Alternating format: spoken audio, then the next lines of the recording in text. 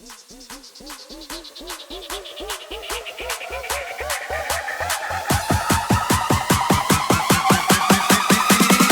ดไปทีมงานนกยุงทอง ในตือเป่าดงไปแล้วนั่นของในทอดถือจัวไปเตะที่ชอ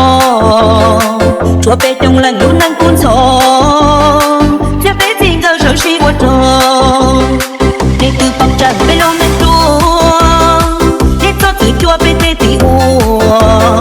ไปตอนนี้เจต้องถูกคนชัวกำลังได้ตัวมีพอเลยสู้แต่หลอกพอเลยกับตัวจนเก่าสู้พอเลยชาดัวพอเลยดอ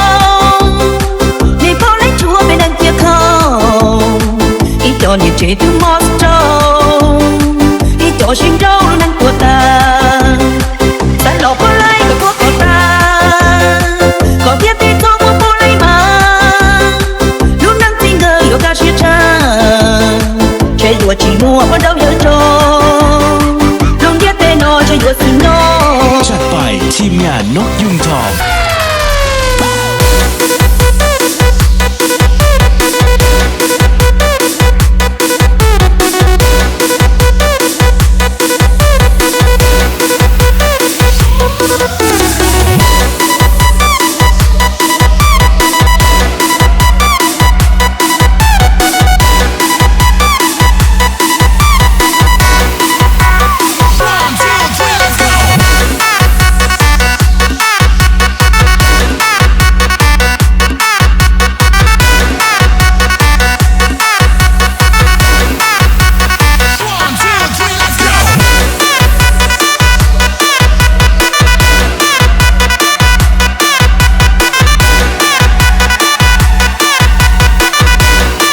จัดไปทีมงานนกยุงทองแต่หลอกพอเลยก็ตัวก็ตาก็เทียบที่ท้องว่าพอเลยมาลูกนั่งจริงเกยอยู่กับเชี่ยชา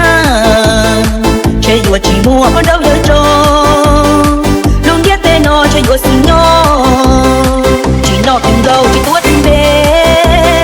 เดี๋ยวท้องนั่งคือแล้วเขาก็เทก็เกยเชื่อเพชัวรัวลงน้า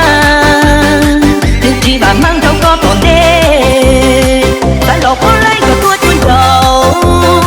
สู้พอเลยชาดัวพอเลยดองนี่พอเลยชัวไปนั่งเกี่ยวข้าวอีตอนนี้เจถึงมอสโตอีจอชิงเจ้าลูกนั่งตัว จัด ตา ไปทีมงานนกยุงทอง หลอกพอเลยก็ตัวก็ตาก็เทียบที่ท้องว่าพอเลยมาลูกนั่งจริงเกยอยู่กับเชี่ยชา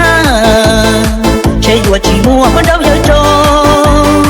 ลงเดียเตโนเชื่อว่าสิโนจัดไปทีมงานนกยุงทอง